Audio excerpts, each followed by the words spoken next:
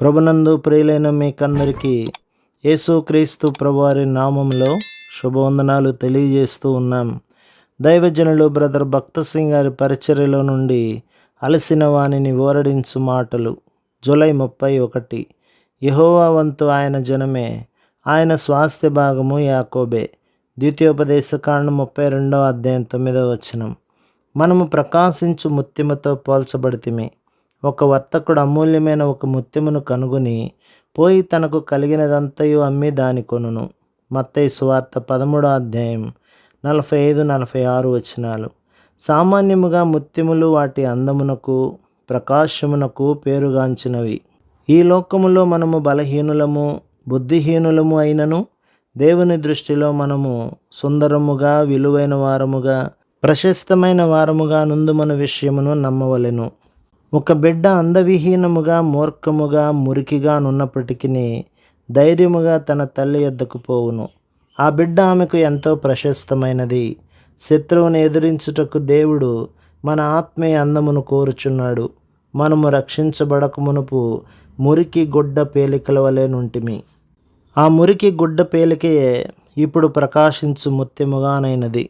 తిరిగి మనము నిరంతరమును నిలుచు స్వాస్థ్యముతో పోల్చబడితిమి. యెహోవా వంతు ఆయన జనమే, ఆయన స్వాస్థ్య భాగము యాకోబే. ద్వితీయోపదేశకాండం 32వ అధ్యాయం 9వ వచనం. ప్రపంచంలోని గొప్ప వ్యక్తులు తమ లోక సంబంధమైన స్వాస్థ్యమును బట్టి గర్వించుదురు. మన ప్రభువు మనలను తెలియని వారినిగా స్వీకరించడు.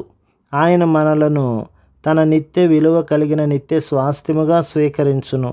అందుచేతనే మన అన్ని అవసరతల నిమిత్తము, భారముల నిమిత్తము ఆయనకు ప్రార్థించుటకు మనకు ధైర్యమునిచ్చును.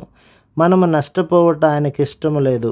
ఆయన గతించిపోవు భూమి ఆకాశముల విషయములో, దూతల విషయములో వహించు శ్రద్ధ కంటేను మన విషయమై అధిక శ్రద్ధ వహించును. అవి దేవుని నిత్య స్వాస్థ్యముగా ఎన్నిక చేయబడవు. అవి వ్యర్థమైనవిగా ఎంచబడును. కానీ విశ్వాసులు దేవుని నిత్య స్వాస్థ్యము. ఈ ఉపమానములన్నీ మనము దేవుని యొద్ద హక్కుతో ధైర్యముగా ప్రార్థించుటకు తోడ్పడును. ఎవరైతే తిరిగి జన్మించలేదో వారు ఆయన కనికరము కొరకు ప్రార్థించవలెను. దేవుడు కృపగలవాడు. ఆయన ప్రతి ఒక్కరిని ఆహ్వానించి తృప్తిపరచును.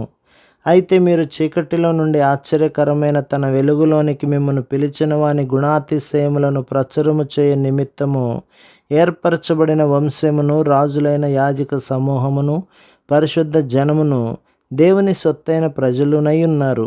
పేతురు రాసిన మొదటి పత్రిక 2వ అధ్యాయం 9వ వచనం. మనము ఏర్పరచబడిన వంశము అనగా మన ఊహకు మించిన ఉన్నతమైన ఉద్దేశముతో మనము దేవుని చేత ఏర్పరచబడితిమి.